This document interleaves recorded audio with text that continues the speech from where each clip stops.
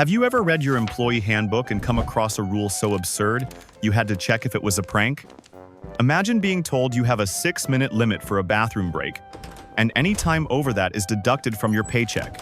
This sounds fake, but in offices across America, it is terrifyingly real. These aren't just rules.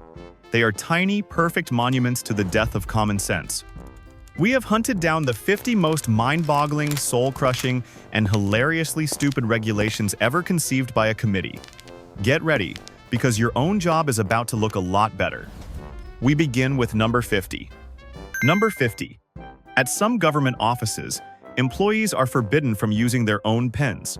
Every worker is issued a standard, low-quality black ballpoint pen from the supply closet. If you are caught using your own superior pen, perhaps a smooth-writing gel pen you actually enjoy, you can be formally reprimanded. The policy isn't about budget or security. It's about stripping away the last, tiniest molecule of personal preference in a place that demands absolute, unthinking conformity. It's a perfect way to tell your employees that their individual judgment isn't even trusted with a pen. Number 49. At one tech firm, employees were required to use a mandatory corporate desktop background. This wasn't just for new hires. Everyone was forced to use the same low-resolution image of the company logo on a lifeless blue gradient.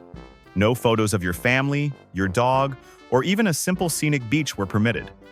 It was justified as brand consistency. But in reality, it was a digital uniform designed to ensure that even your subconscious was branded with the company's identity. It was a constant pixelated reminder that your one tiny patch of digital real estate wasn't really yours. Number 48. A marketing agency installed a giant multi-story slide connecting their second floor to their first. It was the centerpiece of their recruitment tours, a vibrant symbol of their fun, innovative culture. There was just one unspoken rule. No one was ever allowed to actually use it. Using the slide was seen as unprofessional and childish. It was a silent signal that you weren't taking your job seriously. The slide was the perfect metaphor for their company. It was a bright, creative facade with a core of rigid, unspoken judgment, reminding everyone that appearances are all that matter. Number 47. An interior design agency mandated a strict color palette for employee attire. Workers were given a booklet of approved colors.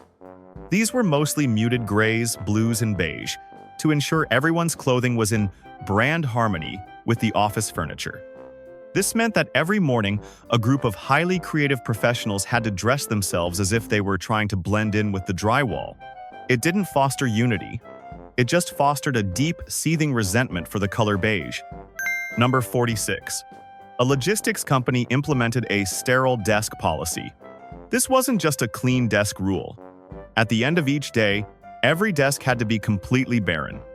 Every pen, every notepad, every personal photo had to be locked away in a drawer. The evening cleaning crew would inspect the desks, and violators would receive a sternly worded email from Human Resources.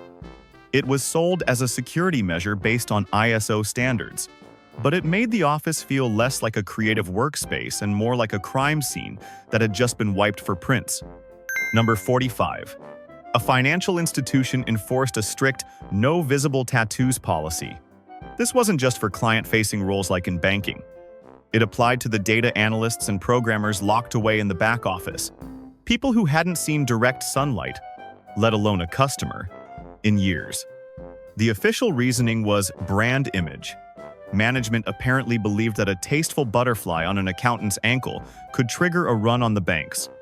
It's a policy from an era when the most rebellious thing in an office was a novelty tie. Number 44. At a tech startup, all chairs were banned from the office. In a fit of misguided wellness genius, the CEO decided that standing desks would boost energy and collaboration. The reality was a workforce of exhausted, aching people. Employees were having walking meetings that conveniently ended at the Starbucks next door, just so they could sit down for 15 minutes. The company eventually brought the chairs back, pretending the whole thing was a revolutionary social experiment. It wasn't. It was just dumb. Number 43. In one corporate office, the thermostat was kept inside a locked, clear plastic box. The temperature was permanently set to a brisk 65 degrees Fahrenheit. This setting was chosen by a single executive who claimed they thought better in the cold. This left the rest of the office huddled in blankets and fingerless gloves, looking less like a modern workforce and more like characters from a Charles Dickens novel. It was a daily, visible reminder that the comfort of the many was completely irrelevant compared to the personal preference of the one. Number 42.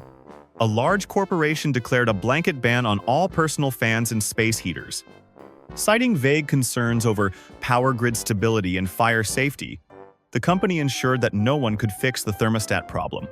This immediately triggered an office civil war. One half of the workforce was bundled in scarves, shivering, while the other half was sweating through their shirts.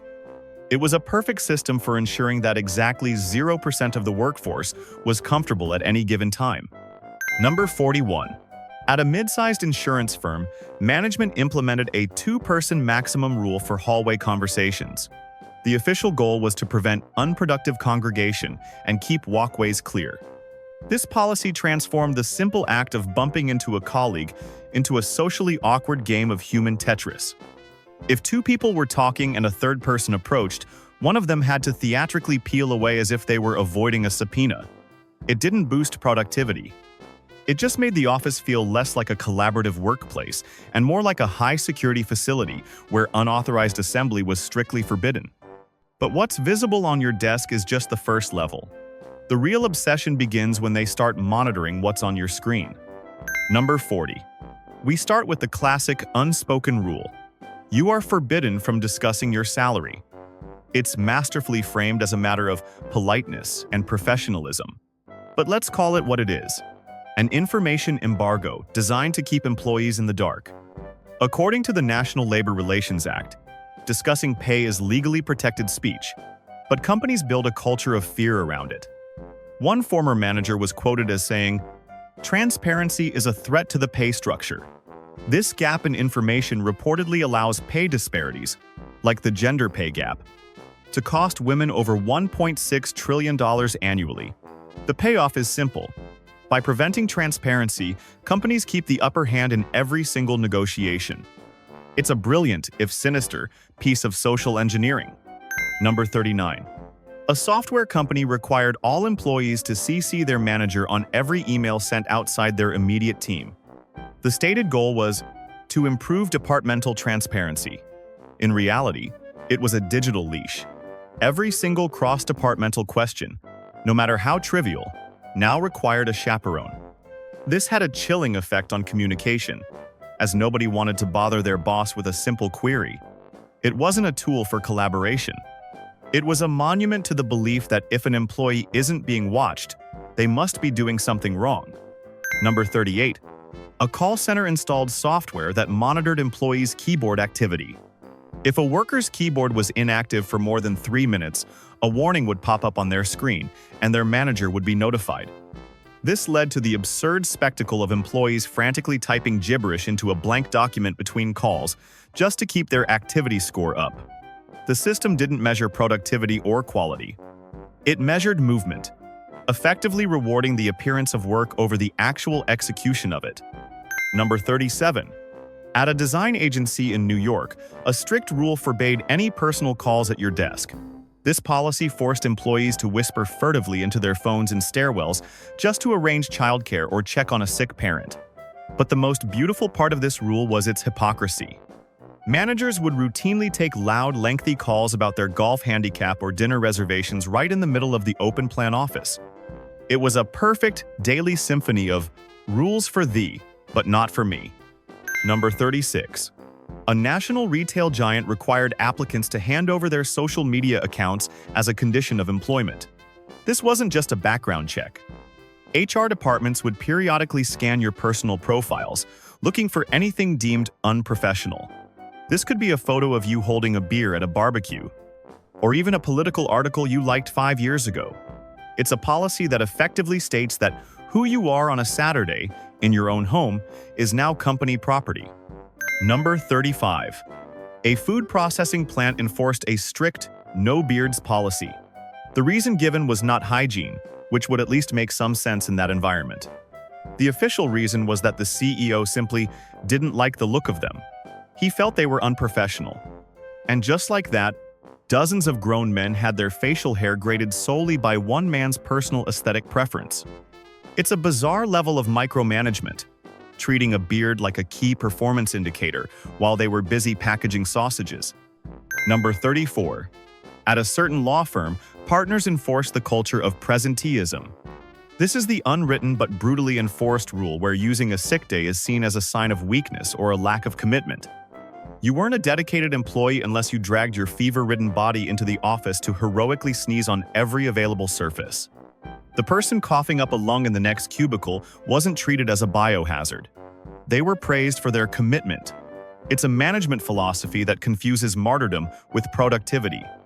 Number 33. Many companies require a doctor's note, even for a simple 24-hour bug. This policy presumes every employee is guilty until proven innocent. It forces you to drag your miserable, feverish self to a clinic, exposing other people to your germs. You often have to pay a $20 copay just to prove to your boss you actually have a cold. According to the UK's NHS, you don't need a fit note for absences of 7 days or less, but US policies are far stricter. The payoff is a spectacular waste of time, money, and medical resources for everyone involved. All to confirm that no, you weren't just playing hooky to watch daytime television. Number 32. The mandatory password change. We all know it, but some companies turn it into psychological torture. One IT department required employees to change their passwords every 30 days. The new password couldn't be anything like the last 24 passwords. Research from the Federal Trade Commission and Microsoft shows this policy is counterproductive. Users just select weaker passwords and change them in predictable ways, like Spring 2024, Summer 2024. The result? Every single employee has their password written on a sticky note hidden under their keyboard, single-handedly defeating the entire purpose of the policy. Number 31. The no smelly food rule. This policy turns the office kitchen into a culinary minefield. The problem is its beautiful subjectivity. One person's delicious microwaved salmon is another person's olfactory declaration of war. It creates a workplace culture of food shaming and suspicion. It's a world of paranoid glances at the microwave, where the unelected nose of the office holds terrifying and arbitrary power over your lunch break. It's a passive-aggressive war, fought entirely with steam and microwaves. If they watch you this closely online, imagine how they manage your physical time in the building. Number 30. A software company mandated that every single question had to be prefaced with a compliment. You couldn't just ask if the server was down. You had to say, "Hey John, great shirt. By the way, is the server down?" This created a compliment arms race, with people praising each other's typing speed just to get a simple answer. The policy got so awkward that many employees simply stopped communicating. One employee said, "It was the most beautifully silent office." No one spoke for fear of the awkwardness. This policy was reportedly in place for over 6 months. The payoff wasn't a positive culture. It was a culture of silence, built one awkward compliment at a time.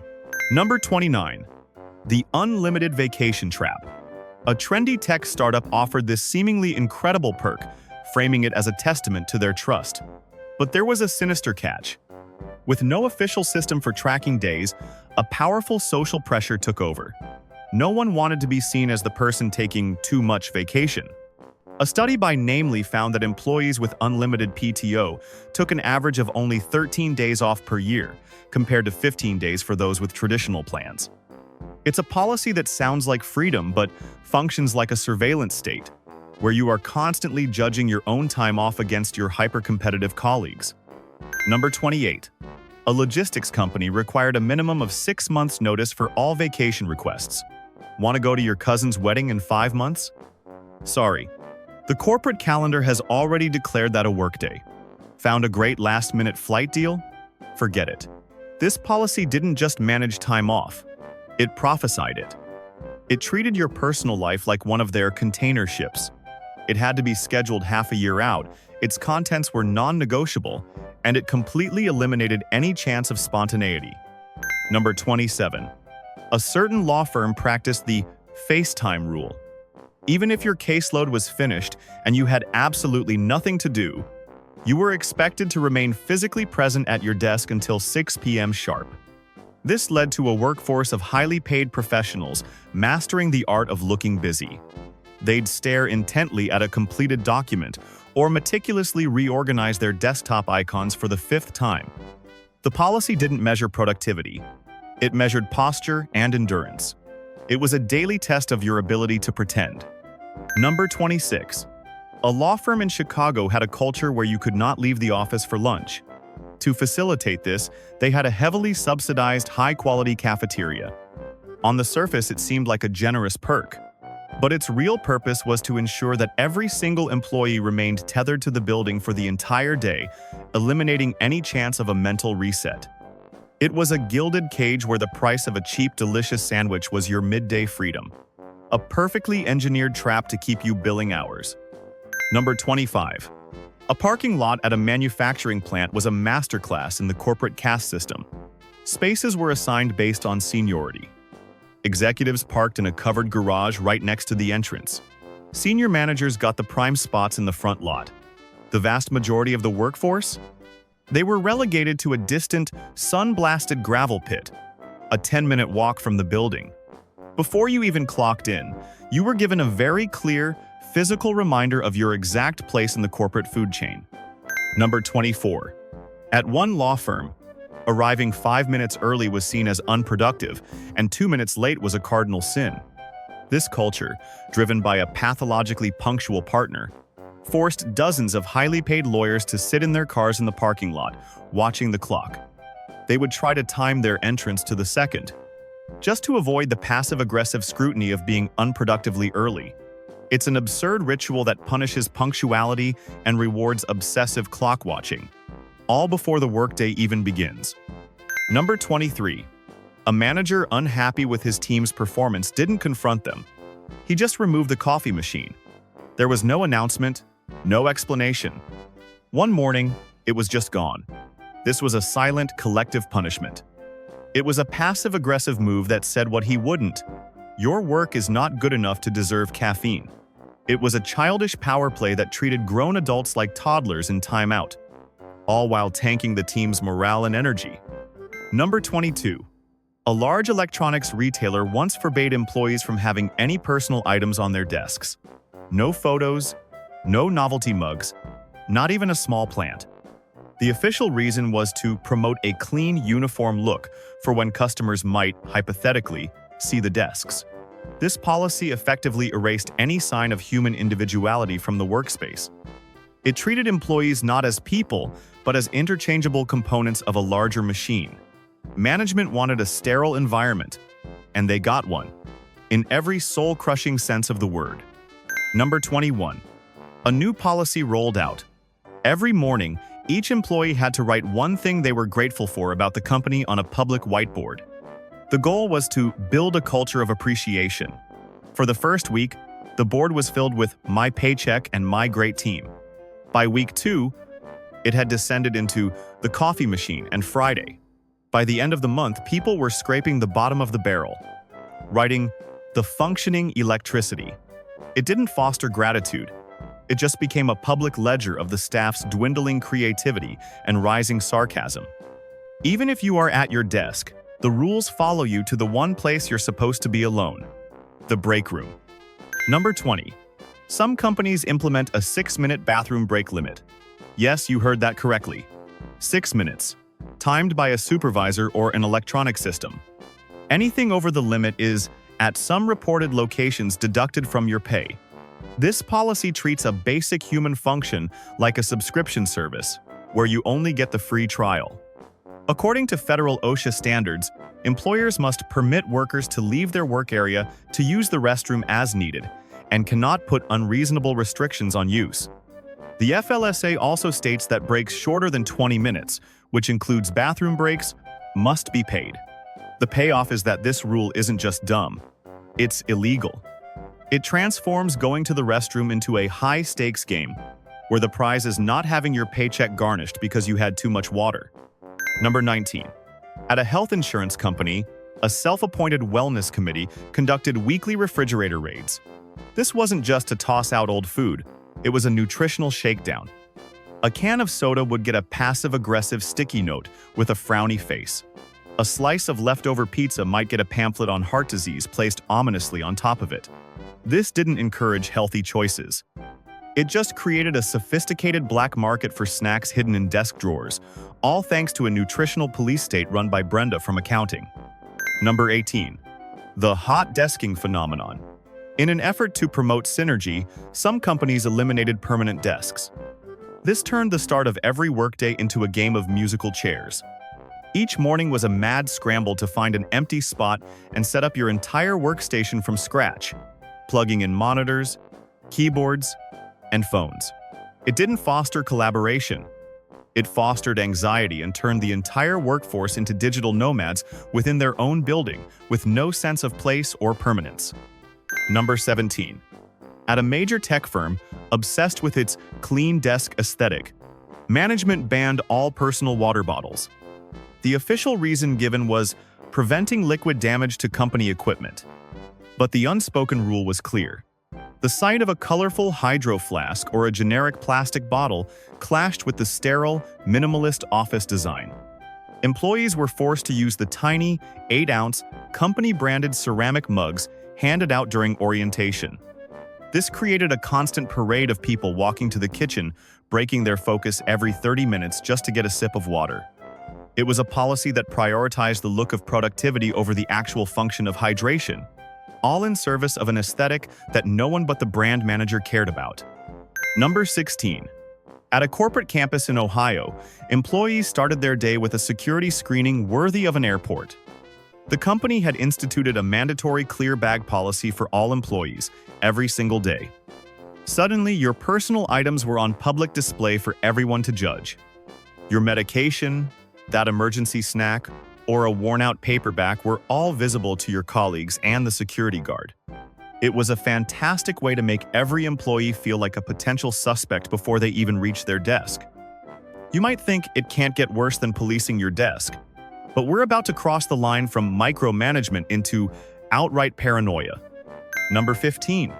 An investment firm reserved the right to open or close the window blinds exclusively for senior management. This created the bizarre situation where, on a beautiful sunny day, an entire department of analysts could be forced to work in artificial twilight. Why?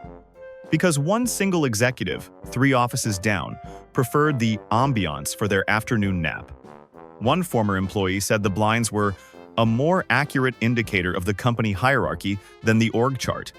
This policy controlled the daylight for over 50 employees. The payoff wasn't about energy efficiency. It was about turning a fundamental part of the human experience, daylight, into another rung on the corporate ladder. Number 14.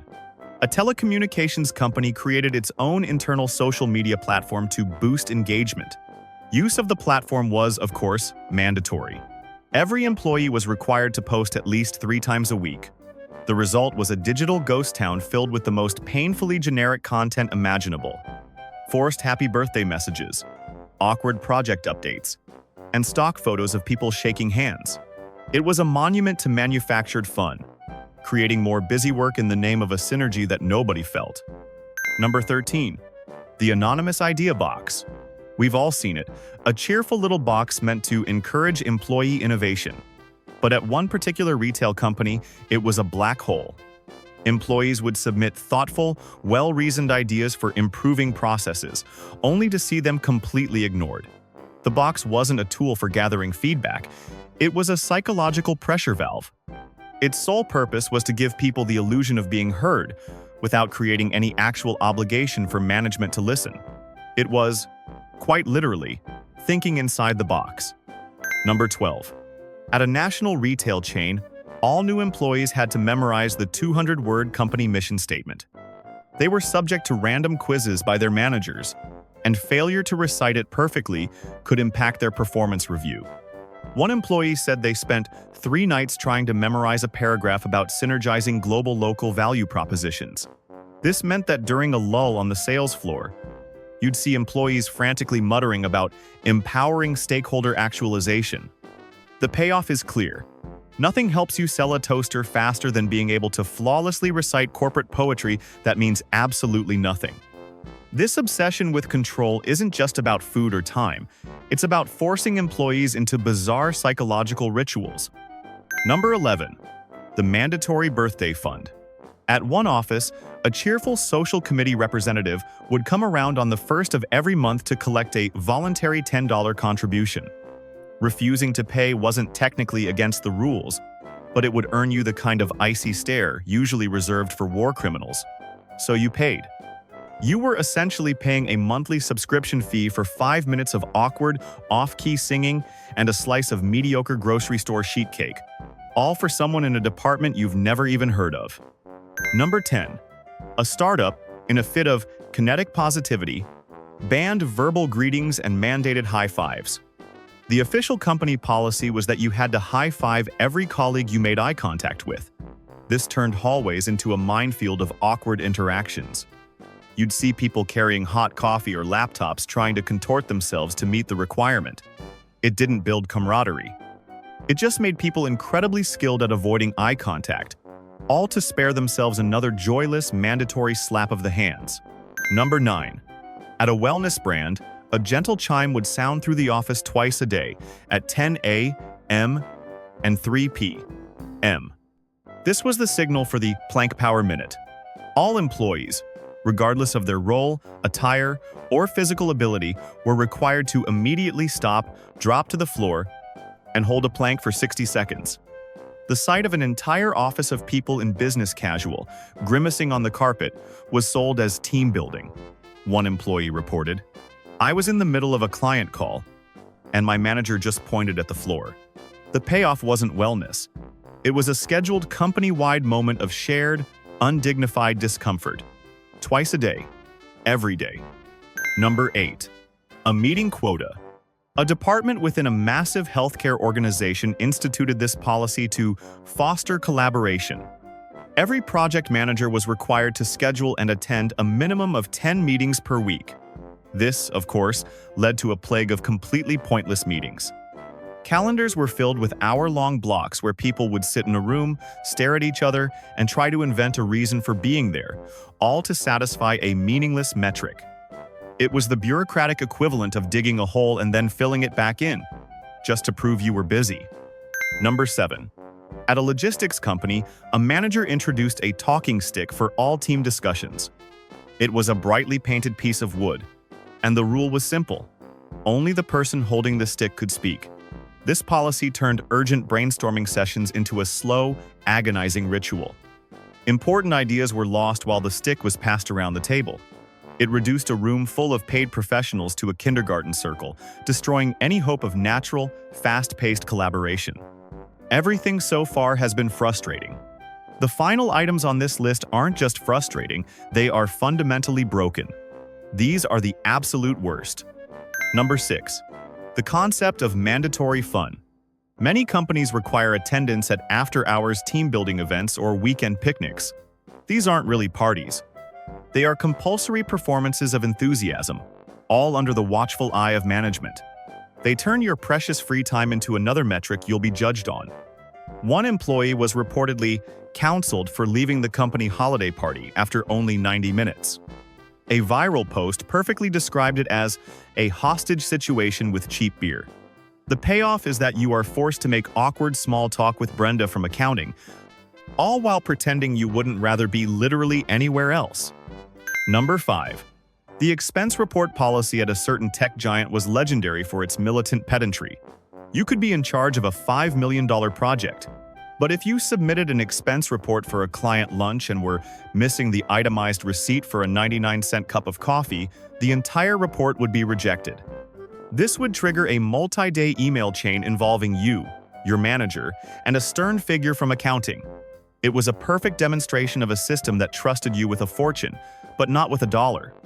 It was a bureaucratic power trip designed to remind you that, no matter your title, you could still be disciplined over pocket change. Number 4. A company required employees to fill out a 3-page digital form to request a new mouse.